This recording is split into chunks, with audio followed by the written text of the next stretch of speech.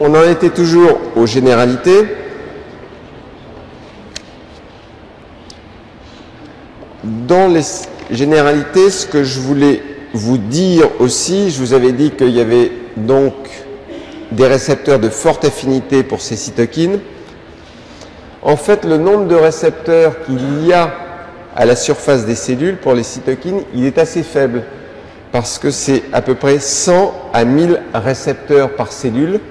Au passage, il y a une question là, il y a la lettre Q. Donc, la caractéristique, récepteur pour ces cytokines, forte affinité pour les cytokines, mais petit nombre.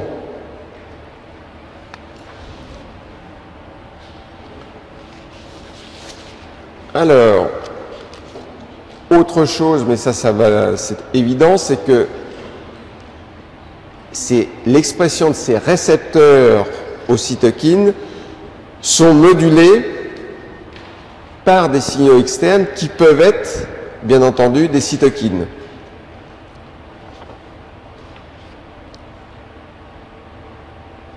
Tout ça, en fait, c'est extrêmement bien régulier et de façon extrêmement fine. Donc, en permanence et à l'état d'équilibre, les cellules du système immunitaire se parlent entre elles et de façon, encore une fois, extrêmement précise. Alors, vous allez classifier ces cytokines par leur fonction. Et la première grande catégorie fonctionnelle de cytokines, ce sont toutes les cytokines qui sont des médiateurs ou des régulateurs, on va passer beaucoup de temps dessus, de l'immunité innée.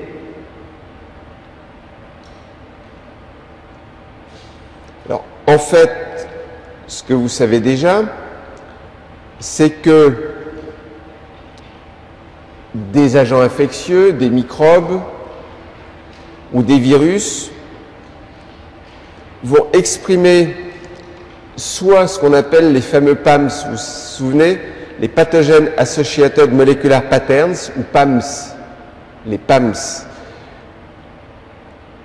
Par exemple, les lipopolysaccharides bactériens font partie de ces profils moléculaires associés aux pathogènes, PAMS, profils moléculaires associés. Alors, lorsque vous aurez la liaison de ces profils moléculaires associés aux pathogènes tels que le lipopolysaccharide, lorsque vous aurez des ARN viraux qui sont présents dans votre organisme, ça va activer des récepteurs de surface cellulaire, en particulier ce que l'on appelle les toll-like récepteurs, que vous avez déjà vus. Et une fois qu'il y aura eu activation de ces toll-like récepteurs, vous aurez production de cytokines et les cellules vont commencer à se parler. Alors, ici, ça doit être illustré. Vous avez ici le microbe, ici. Là, ça a été assez vite. Alors, il faut regarder ce qui se passe. Le microbe ici, il est reconnu par les cellules NK, les macrophages, qui commencent déjà à produire des cytokines, TNF-alpha, IL-1. Vous allez la revoir 4 fois, ce schéma. TNF-alpha, IL-1, chimiokine. Ça va agir sur des cellules telles que monocytes neutrophiles, qui vont à ce moment-là sortir en fait des vaisseaux sanguins, ici. En même temps, ici, vous avez le macrophage qui ont produit d'autres cytokines, IL-12, interféron gamma. Ça va vous activer les macrophages. Les macrophages activés vont activer eux-mêmes les monocytes et les neutrophiles. Et tout ça va être responsable de ce qu'on appelle l'inflammation. Donc ça, c'était les cytokines de l'immunité innée.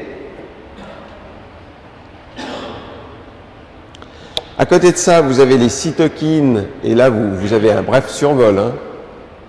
Simplement, vous voyez apparaître au passage des cytokines importantes de l'immunité innée. Hein. Vous avez déjà TNF-alpha, IL-1, IL-12, interféron gamma. Et vous avez des cytokines de l'immunité adaptative dont on parlera. Vous notez tout de suite au passage qu'il y en a des nouvelles qui sont apparues, c'est notamment IL-2, IL-4. IL-4, on en a parlé tout à l'heure. Et puis vous voyez réapparaître l'interféron gamma. Donc l'interféron gamma, c'est une cytokine à la fois de l'immunité innée et à la fois de l'immunité adaptative. Alors, catégorie fonctionnelle de cytokines, récepteurs pour les cytokines. Sans récepteurs, les cytokines, elles ne vous font pas grand-chose. Donc, les récepteurs pour les cytokines, c'est assez compliqué pour les classifier.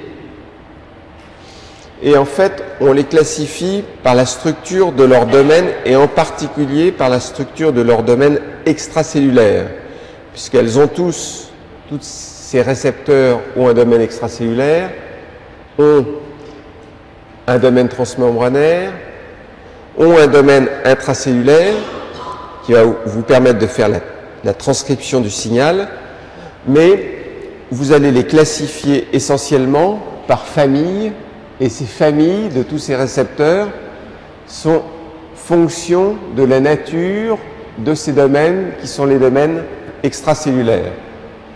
Et vous voyez derrière une famille de cytokines, par exemple, la famille des cytokines de type 1, ce sont des récepteurs pour toutes ces cytokines, IL-2, IL-3, 4, 5, 6, 7, 9, 11, 12, 13, 15, GM-CSF. Bon.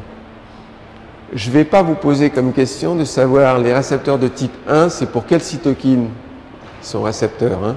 Non. Donc il y a les questions que je vous indique et les non-questions également que je vous indique.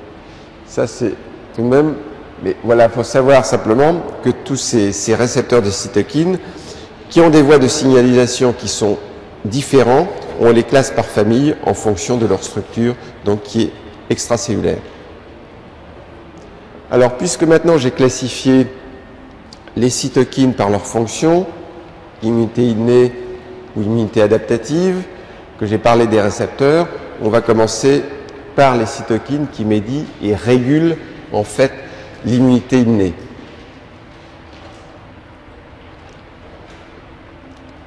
D'emblée, je répète ce que j'ai déjà dit, c'est-à-dire que vous avez déjà vu une cytokine qui était l'interféron gamma qui à la fois régule l'immunité innée et l'immunité adaptative.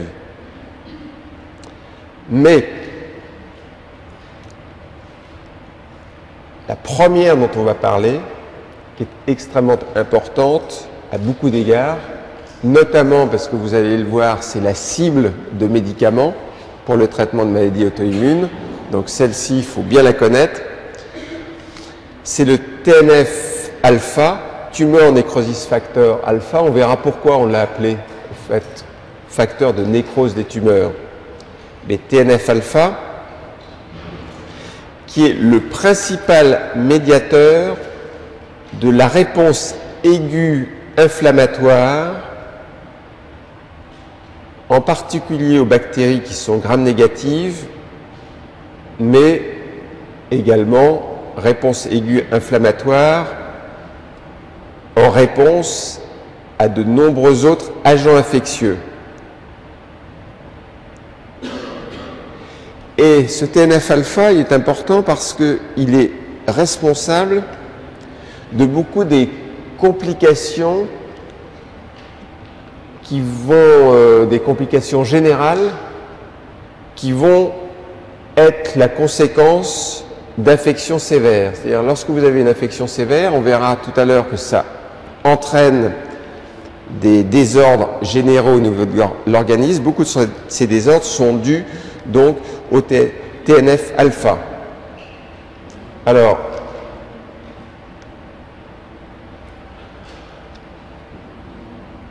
une des choses que j'ai montrées ici, que vous avez déjà vu, c'est que ces cytokines, ça va très lentement là. Lorsque vous avez le temps de noter là comme ça, hein. Faudra que j'accélère un petit peu le rythme. Donc ce qui se passe, c'est lorsque vous allez reconnaître les microbes par ces fameux toll-like récepteurs qui vous reconnaissent notamment des PAMS, des profils associés donc aux pathogènes. Vous avez les cellules de l'immunité innée, les macrophages, les cellules NK qui vont vous sécréter des cytokines, dont le TNF. Ces cytokines vont activer les phagocytes et ça stimule une réaction cellulaire de l'immunité qui est l'inflammation.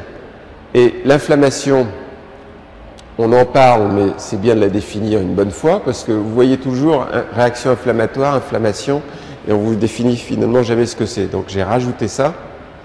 L'inflammation, la définition, ça consiste au recrutement de leucocytes, les neutrophiles, les monocytes, et pas seulement vous recrutez, vous allez faire l'extravasation de plusieurs protéines du plasma vers le site de l'infection, et finalement vous allez activer à la fois les leucocytes et les protéines pour éliminer l'agent infectieux.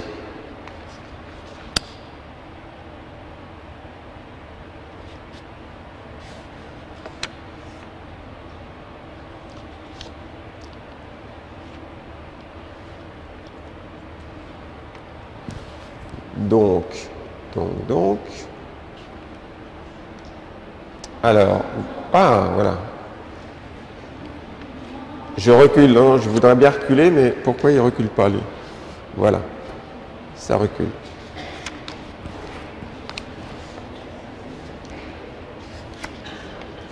C'est tout le temps de noter.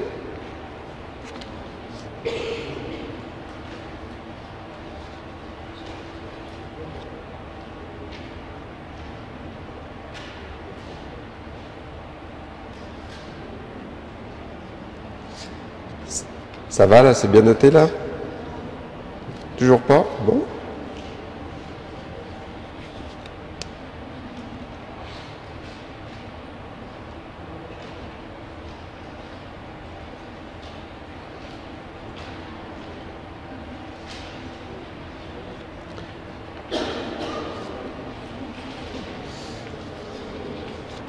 Là c'est bon là maintenant? Bien.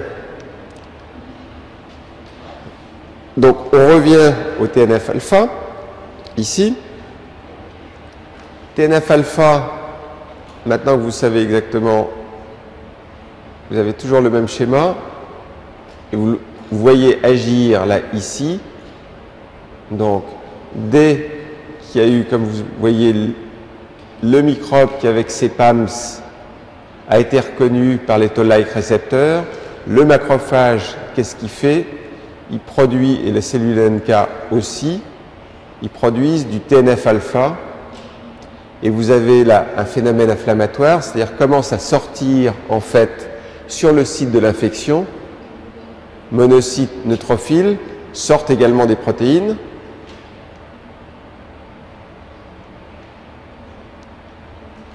Ensuite, vous avez d'autres cytokines qui vont venir plus tard, dont on va parler. Il y a 12 interférons gamma pour activer le macrophage, activer monocytes, neutrophiles. Tout ça vous donne l'inflammation. Alors, TNF-alpha, c'est pas à confondre avec une autre molécule qui est en fait le TNF-bêta. Alors, TNF-bêta ou lymphotoxine.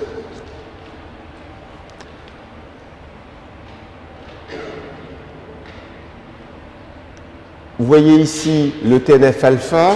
Le TNF-alpha, vous le voyez produit par des lymphocytes activés, que ce soit des cellules T auxiliaires, T cytotoxiques, des macrophages, donc des cellules présentatrices, les cellules NK, on vient de le voir tout à l'heure, les mastocytes. Là, vous avez toutes les cellules qui sont capables de vous produire le TNF-alpha. Et on va voir à côté,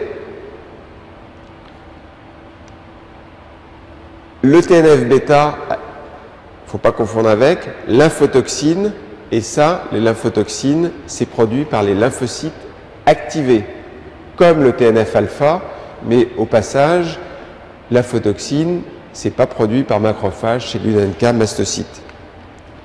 Donc vous avez ici deux messages. Un, ne pas confondre avec TNF-bêta. Et deux, vous avez les sources cellulaires importantes de TNF-alpha. Bien. Ensuite, une fois que j'ai vu la source, il faut peut-être que j'aille voir, ça je l'ai déjà vu plusieurs fois.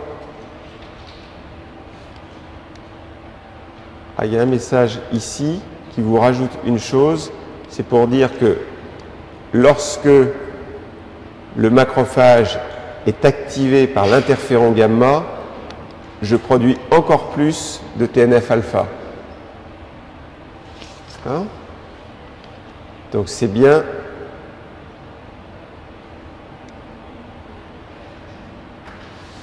Bien. Ensuite, vous allez regarder la structure du récepteur. Alors,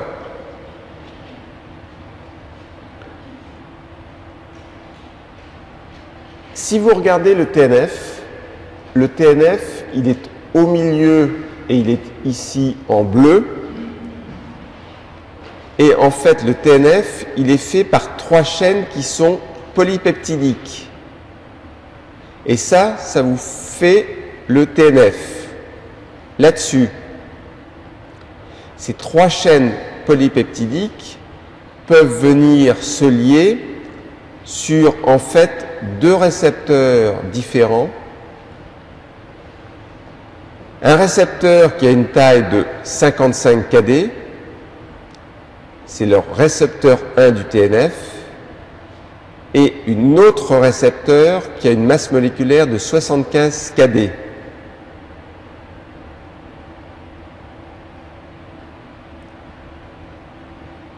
Alors, si on regarde les forces de liaison du TNF, donc de ces chaînes polypeptidiques avec les récepteurs R1 ou R2, en fait, pour R1, vous avez une constante qui est aux alentours de 10 puissance moins 9, alors que pour R2, c'est 10 puissance moins 10. Le message, ça veut dire que le TNF-alpha se lie mieux au récepteur R2 de 75 kD qu'au récepteur R1.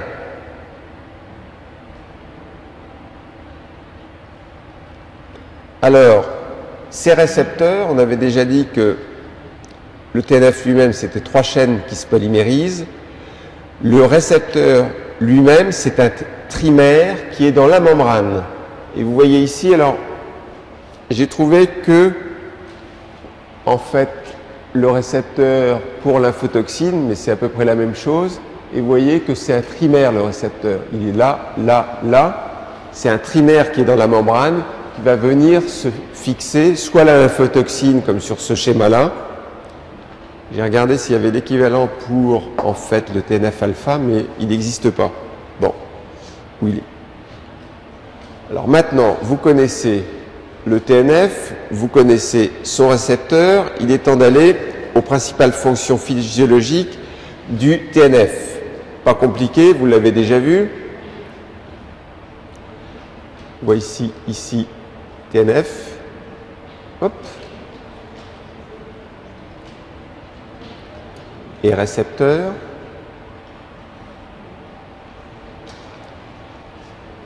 Et ici, vous avez toujours le TNF. Ici, il appartient à la famille du récepteur TNF, donc c'est simple. Hein, mais il n'est pas tout seul. TNF-alpha, TNF-bêta, lymphotoxine. Ah, tiens, on voit CD40. On voit FAS, dont on a déjà parlé. On voit NGF. Tout ça, c'est la famille du récepteur TNF. Alors,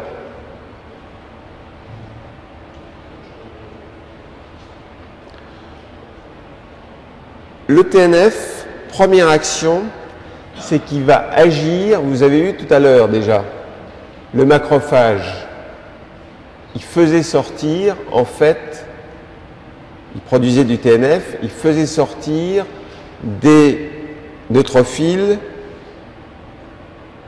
des monocytes, il faisait sortir ça des vaisseaux.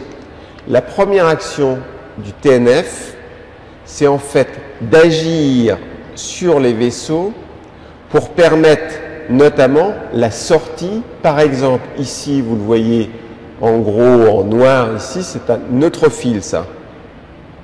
Bien.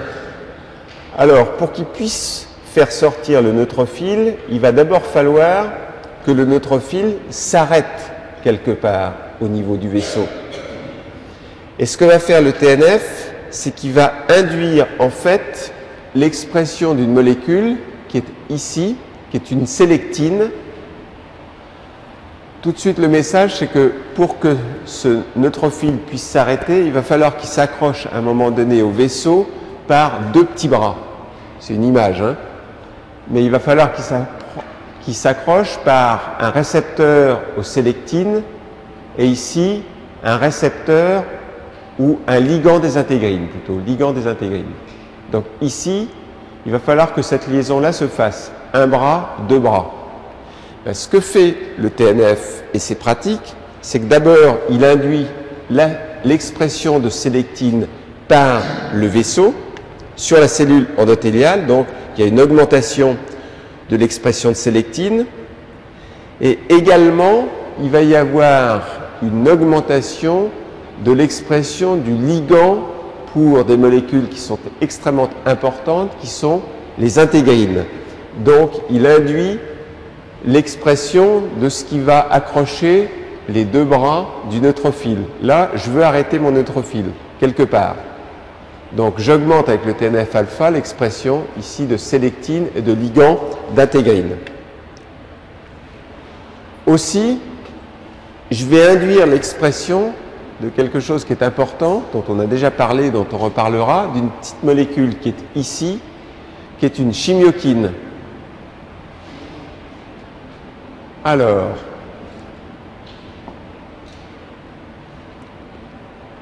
on regarde, je ne sais pas si je le fais bouger ça, voilà, sélectine, c'est ici, ligand pour intégrine, c'est là. Ensuite, la chimiokine, elle est ici. Donc TNF-alpha, ça a permis l'expression de ces molécules. Et en fait, ce qui se passe, première étape, c'est que le récepteur sélectine va venir s'accrocher. Votre neutrophile, ça y est, il est accroché par un bras. Ensuite, qu'est-ce que vous faites? Vous avez le neutrophile qui roulait, qui va commencer à s'arrêter,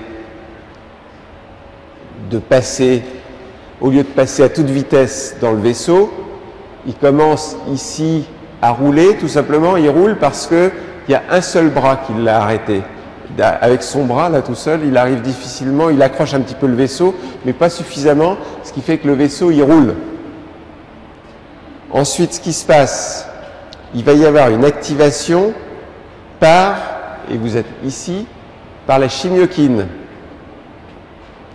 La chimiokine, elle est là, et ce que va faire la chimiokine, c'est qu'elle va permettre l'activation ici, en fait, de l'intégrine. Regardez, l'intégrine, elle change de forme. On le reverra là, elle change de forme. Changeant de forme, elle va pouvoir, cette fois-ci, se lier à son ligand. Et au départ, tout ça, c'est grâce au TNF-alpha. Se liant à son ligand, cette fois-ci, il y a arrêt du neutrophile. Il s'arrête, il est attaché par ses deux bras. Et il va pouvoir y avoir maintenant une migration transendothéliale. Pour la première fois, vous voyez un phénomène qui est extrêmement important, qui est le phénomène de l'adressage, qui fait que à certains endroits du système immunitaire, les cellules sont capables de s'arrêter. Et là, le message important, c'est que la première cytokine dont on parle, qui agit par exemple ici sur les neutrophiles, c'est elle qui va permettre ce mécanisme. Alors une fois que vous êtes arrêté, vous allez pouvoir faire la migration qui est transendothéliale. Alors je pense qu'on va le voir maintenant. Roulement. Cette fois-ci, c'est non pas un neutrophile, mais c'est un lymphocyte, mais c'est le même mécanisme. Migration, il y a une chimiokine qui vient sur son récepteur, il y a l'intégrine qui change de forme, j'accroche ici, je migre et je passe de l'autre côté. Bien. Alors, cette action sur les cellules endothéliales, c'est loin d'être la seule que font le TNF-alpha. Le TNF-alpha, ça induit la production d'autres cytokines qu'on appelle des cytokines pro-inflammatoires. On verra tout à l'heure qu'il y a des cytokines qui sont pro-inflammatoires, qui favorisent l'inflammation. Maintenant, vous savez parfaitement ce que c'est l'inflammation. Et vous voyez que dans les cytokines pro-inflammatoires, il y a IL1 et IL6. Augmentation de la migration des leucocytes, ça on l'a vu, et on a même vu comment ça se faisait. Expression des molécules d'adhésion, ça c'est intéressant, ça va permettre un meilleur contact entre les cellules elles-mêmes, qui vont mieux adhérer les unes avec les autres. Activation fonctionnelle des polynucléaires neutrophiles, non seulement ça permet aux polynucléaires neutrophiles de traverser la membrane, mais ça va également les activer.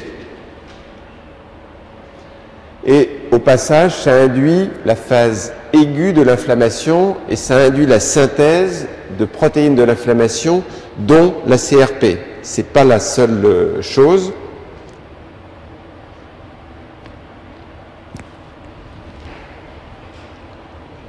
Beaucoup d'actions TNF-alpha.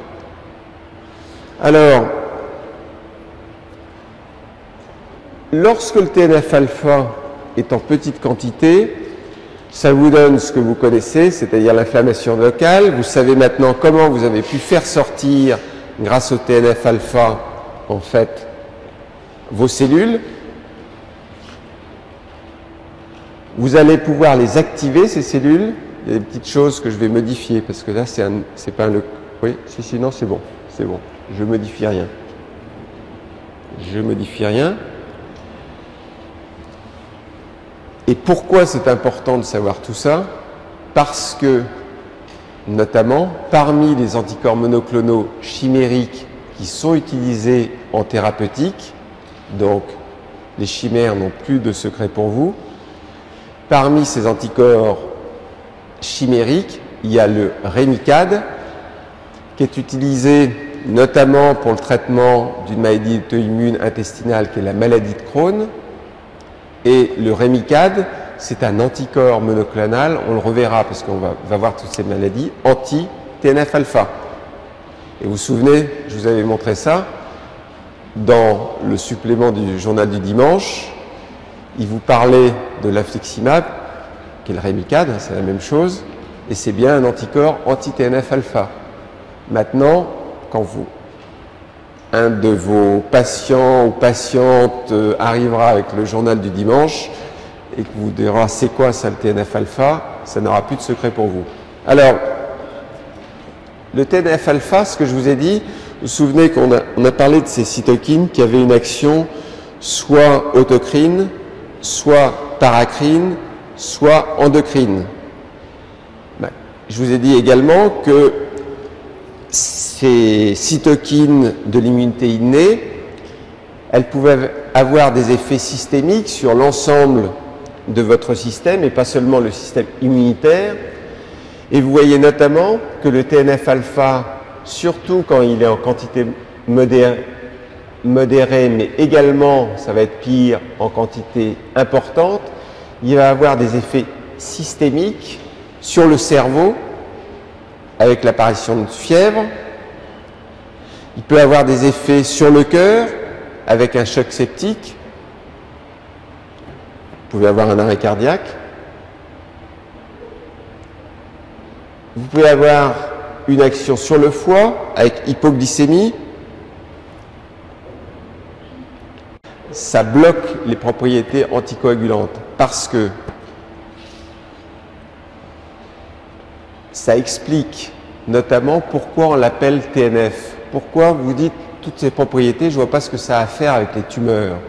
En fait, on l'a d'abord appelé tumeur necrosis factor parce que justement, comme ça bloquait les propriétés anticoagulantes, à partir du moment où ça bloque les propriétés anticoagulantes, ça veut dire que vous allez avoir une coagulation des vaisseaux et que l'effet nécrosant sur les tumeurs n'est pas un véritable effet sur les cellules tumorales, mais c'est la conséquence de la perte ou du blocage des propriétés anticoagulantes. Donc, le TNF-alpha, il provoque en fait une coagulation, il vous bloque les vaisseaux, la tumeur n'est plus irriguée par le sang, et à ce moment-là, vous avez une nécrose de la tumeur, ce qui explique son nom de tumeur necrosis factor. Alors, il y a un médicament qui, parmi ces multiples mécanismes d'action, a une action en fait de blocage du TNF-alpha. Il bloque également une autre cytokine, et ce médicament que vous prenez de temps en temps, quand vous avez mal à la tête notamment, de ce côté-là, c'est l'aspirine. Donc l'aspirine, et là il y a marqué une question.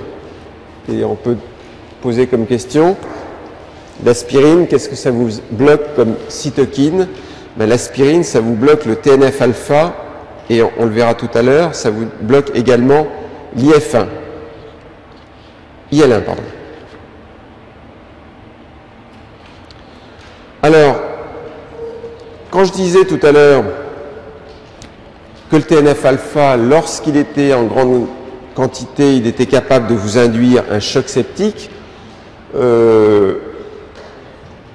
il ne va pas induire en général ce choc septique tout seul, parce qu'il y a une cascade, lorsqu'il y a une inflammation sévère, vous produisez le TNF-alpha, mais vous produisez bien d'autres cytokines, et ce qui va produire le choc septique, c'est notamment le TNF-alpha, mais aussi l'IL-12, dont on va parler, l'interféron gamma et l'IL-1.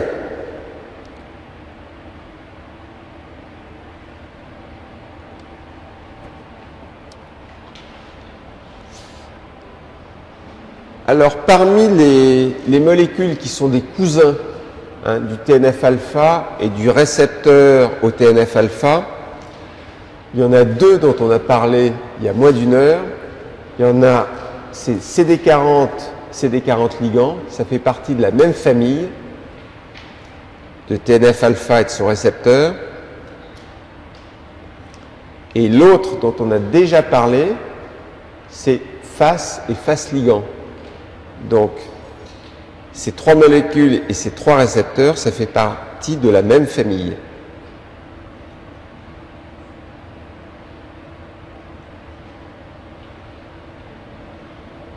Bien.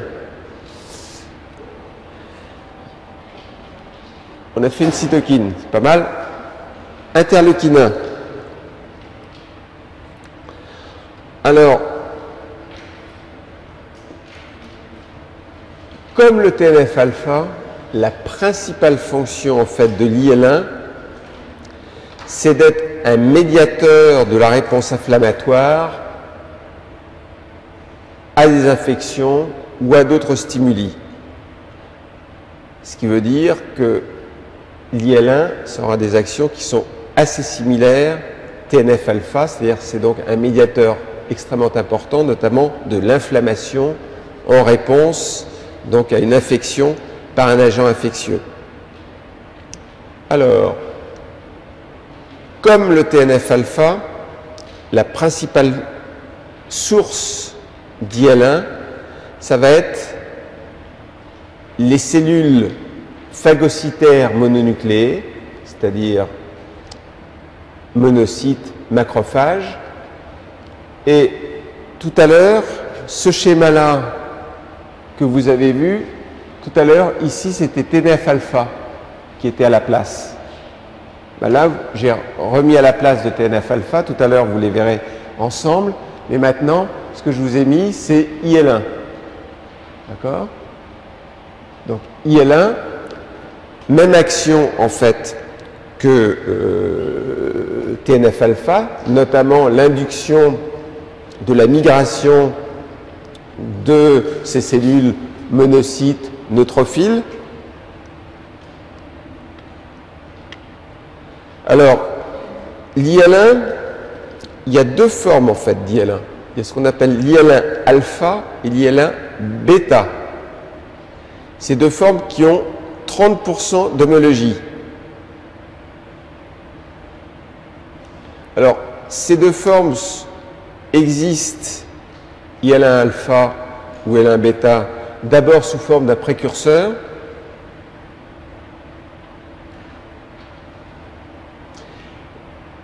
Ensuite, ça donne IL1 alpha ou IL1 bêta.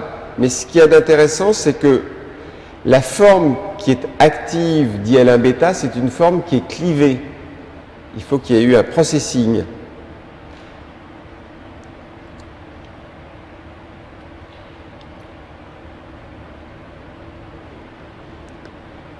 IL1 alpha, ce qui va être actif, c'est soit la forme précurseur de IL1 alpha, soit une forme qui n'est pas forcément clivée. Alors, récepteurs, ben vous le voyez ici, on les classe. Et ce qu'on voit sur ces formes, c'est que visiblement, sur ce récepteur pour la famille de l'IL1, il y a le récepteur aussi pour l'IL18. Mais il y a visiblement des domaines qui sont similaires, quand vous voyez des boucles comme ça, des domaines qui sont similaires, en fait, au domaine des immunoglobulines. Donc ça, c'est l'IL1 récepteur.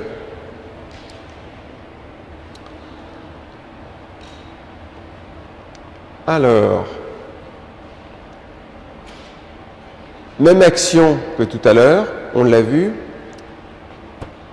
IL1, et il y a une chose un petit peu particulière, c'est qu'il y a une autre molécule qui est proche de l'IL1.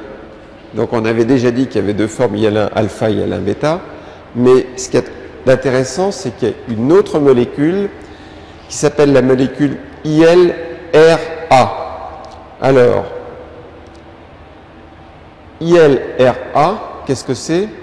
C'est une molécule que vous voyez ici, IL1RA pour être précis, IL1RA, la voilà. Mais qu'est-ce que c'est cette molécule? C'est une molécule qui a une structure très proche de l'IL1, c'est une molécule naturelle. Hein. Vous l'avez, vous faites de l'IL1RA. Mais c'est un antagonisme du récepteur. Donc le RA, c'est pour antagoniste du récepteur, IL1RA. Et pourquoi il faut bien connaître l'IL1RA? C'est parce que c'est un produit, c'est un médicament, donc qui est utilisé pour le traitement d'une maladie auto-immune qui est la polyarthrite rhumatoïde. Et ce IL1RA, ça s'appelle l'anakinra, ou le Kineret. Le voilà. Et là, on s'aperçoit bien que vous avez deux molécules naturelles, IL1, IL1RA, et ça, c'est un antagoniste parce qu'il vient se mettre comme IL1 sur le récepteur de l'IL1, simplement, il bloque le récepteur. Et il n'active pas le récepteur. Donc, TNF-alpha, IL1, c'était à peu près le même combat, avec une particularité pour l'IL1, c'est le récepteur antagoniste. Ça aussi, c'est quelque chose d'intéressant. Je rajoute question.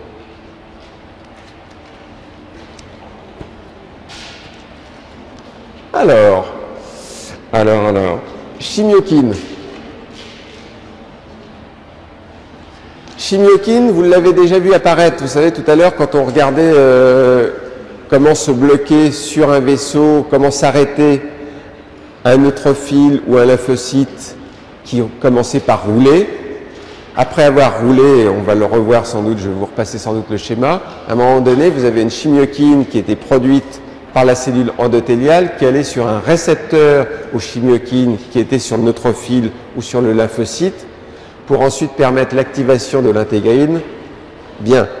Alors, chimiokine, c'est une très large famille que vous voyez apparaître ici, la chimiokine, très large famille de protéines. Et vous vous apercevez que maintenant, pour réaliser en fait une inflammation, pour que vous puissiez faire sortir des vaisseaux, des protéines, des neutrophiles, des monocytes ici qui vont sortir, qui vont vous faire une inflammation pour éliminer en fait votre cellule qui a été infectée par un microbe. Vous avez le TNF-alpha, ça on l'a vu, l'IL-1, on a vu que ça fait une action précoce, et maintenant vous avez des molécules qui sont importantes, donc les chimiokines, très large famille de protéines qui sont homologues et qui stimulent donc les mouvements des leucocytes et qui régulent la migration des leucocytes depuis le sang jusqu'au tissu. Ce sont les chimiokines dont vous allez voir apparaître tous les membres de la famille qui, avec leurs récepteurs, sont responsables des mouvements des leucocytes, des globules blancs, et de la répartition de ces leucocytes dans les tissus. Alors, certaines de ces chimiokines, elles sont produites en réponse à l'inflammation, alors que d'autres chimiokines sont produites de façon constitutive. Il n'y a pas besoin d'inflammation, elles sont produites de façon constitutive dans certains tissus et ça va servir au recrutement des leucocytes dans ces tissus. Donc chimiokines, le message, certaines sont produites en réponse à une infection, mais d'autres sont vraiment produites de façon constitutive et en absence d'inflammation. Alors, les chimiokines, vous les avez ici. Donc, il y a une cinquantaine de chimiokines, ici. Bien. Ensuite, on verra tout à l'heure leurs récepteurs. Mais ces chimiokines, elles ont des noms qui sont vraiment bizarres. CCL, CCXCL, CX3CL. C'est compliqué tout ça. D'accord? Alors, on va simplifier. Les différentes chimiokines, ici, les deux qui apparaissent, et qui sont, vous avez trois croix, c'est celles qui sont les plus abondantes, c'est deux familles de chimiokines, et pour les classer, on les classe en fonction des ponts, des résidus cystéine et des ponts disulfure que vous pouvez avoir dans ces chimiokines. Ici, vous voyez deux ponts disulfure, deux résidus cystéine qui sont les uns à côté des autres. Quand vous aurez ce type de structure, ce sera une chimiokine qui s'appellera CC. CC quelque chose. Alors ici, des CC, on va en voir. CC, elle est où? CC, toc toc, CCL. Est-ce que j'en mets ici? CCL. Une CC toute seule, je voudrais. Pas beaucoup de CC toute seule. Alors, on va voir, on va revenir à ça. Ensuite, CXC. CXC, ça veut dire que entre deux résidus de cystéine ici, vous avez un acide aminé qui peut être un de ces trois acides aminés là. On ne va pas vous demander aussi une non-question, c'est quel est l'acide aminé qui est à l'intérieur. On s'en fiche. Par contre, ce qui est important, c'est de savoir qu'il y a ces deux familles. Et ensuite, vous avez cette famille-là dans lesquels vous avez un pont disulfure ici, alors que là, il y en avait deux. Et ici, c'est une autre famille, mais beaucoup moins abondante que les deux autres, dans lesquelles il y a 3 résidus entre les 2 cystéines.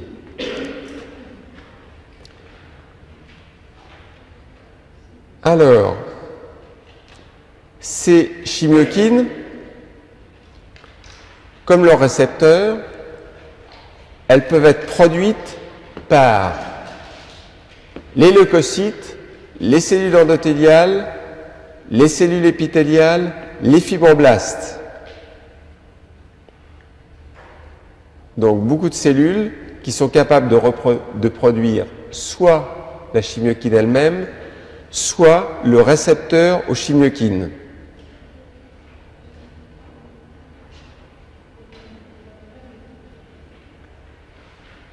D'accord?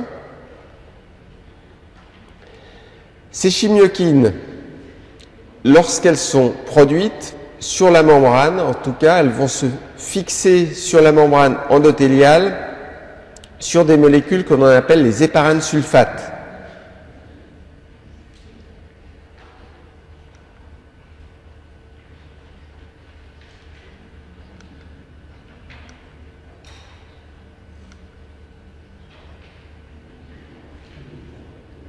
Et ici, c'est pas ce qui m'intéresse. Ce qui m'intéresse, c'est que ces chimiokines, elles ont des récepteurs que vous voyez apparaître maintenant. On efface ça. Donc, ces récepteurs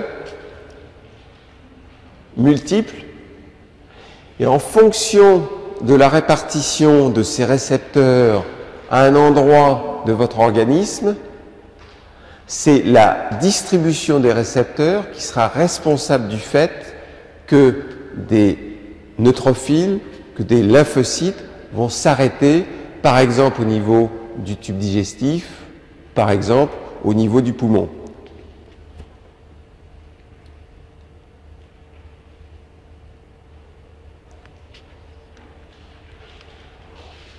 Autre chose, vous avez déjà vu tout à l'heure un récepteur pour l'entrée du virus HIV dans les lymphocytes.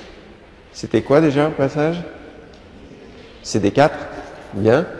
Eh bien, vous avez en fait ici un récepteur particulier qui est CXCR4, donc un récepteur pour une chimiokine qui est également, ça sert avec CD4 pour aider à l'entrée du virus VIH à l'intérieur des lymphocytes.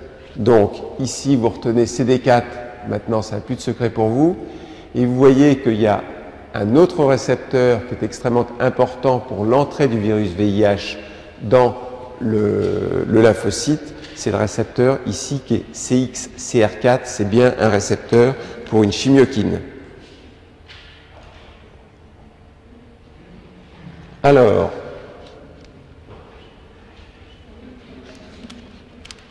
les actions biologiques de ce récepteur, vous avez vu que c'était impliqué dans la réaction inflammatoire, tout simplement parce que ça permet en fait la circulation, l'adressage et l'extravasation des neutrophiles. Donc ça, vous l'avez vu ici. Et là, on rentre un tout petit peu plus dans les détails parce que vous voyez apparaître le nom en fait des intégrines, par exemple, qui sont responsables, mais c'est toujours le même mécanisme. C'est-à-dire, vous avez une sélectine ici, un récepteur pour la sélectine, là on est sur les neutrophiles. Vous avez une chimiokine qui s'appelle l'IL-8. L'IL-8, c'est une chimiokine. Il faut que je corrige ça, c'est chimiokine et non pas chémokine. Chémokine, c'est le nom en anglais. Pourquoi je ne vous donne pas les schémas avant d'avoir fait le cours? Donc, ici, vous avez un récepteur, c'est CXCR1. Voilà. De là, j'active mon intégrine. Et de là, je vais pouvoir, comme tout à l'heure, me bloquer. Donc, ok. Maintenant, je suis non plus sur le neutrophile, sur le lymphocyte. Le lymphocyte, je voudrais par exemple que ce lymphocyte, il s'arrête au niveau des ganglions. C'est bien parce que c'est là où il doit rencontrer les cellules présentatrices d'antigènes.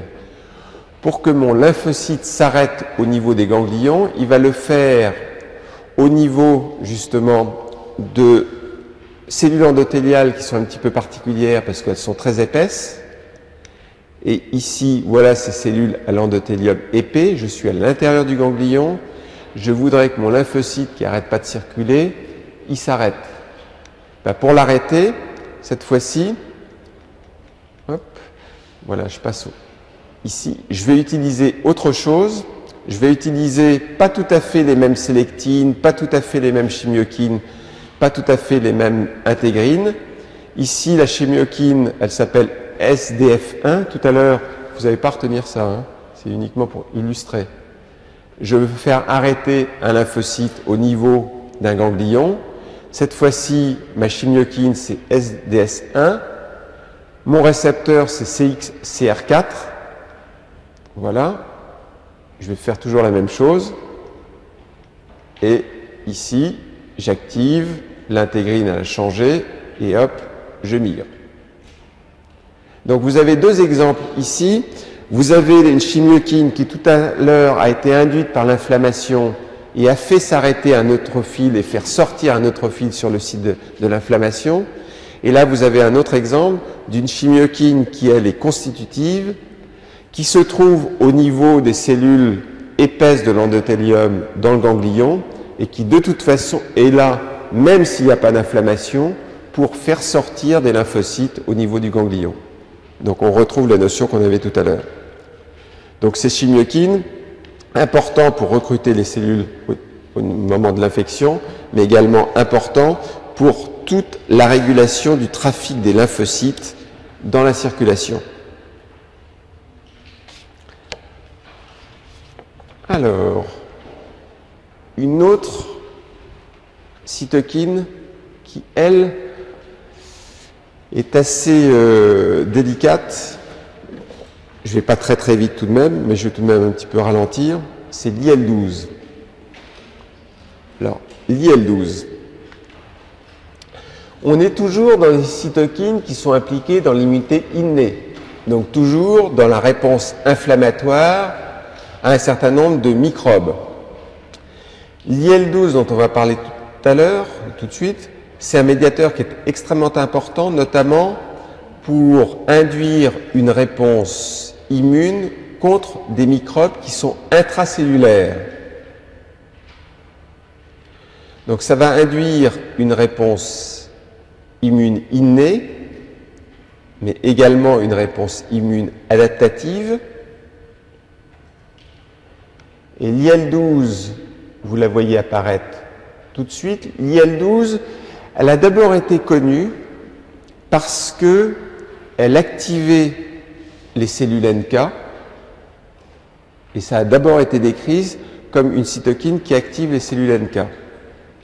Et on s'est aperçu qu'elle était importante parce qu'elle activait la sécrétion de cette cytokine que l'on retrouve à la fois dans l'immunité innée et l'immunité adaptative, c'est l'interféron gamma.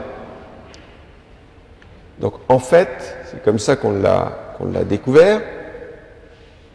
Donc vous avez déjà une notion, c'est que déjà vous savez que l'IL-12, ça va vous stimuler à la fois des cellules NK et à la fois des cellules T auxiliaires ou T cytotoxiques. Qu'est-ce qui produit l'IL-12? L'IL-12, vous voyez ici, ça peut être visiblement des cellules présentatrices d'antigènes, cellules dendritiques, macrophages, et en particulier, ce qui marche bien pour produire l'IL-12, c'est lorsque, que ce soit les cellules dendritiques qui présentent l'antigène ou les macrophages ici, c'est lorsque ces macrophages ou ces cellules dendritiques sont activées par des lymphocytes T auxiliaires avec des molécules dont je vous avais promis qu'on en reparlerait, mais ça y est, on en reparle, c'est CD40, CD40 ligands. Donc là, vous avez la source déjà de l'IL-12.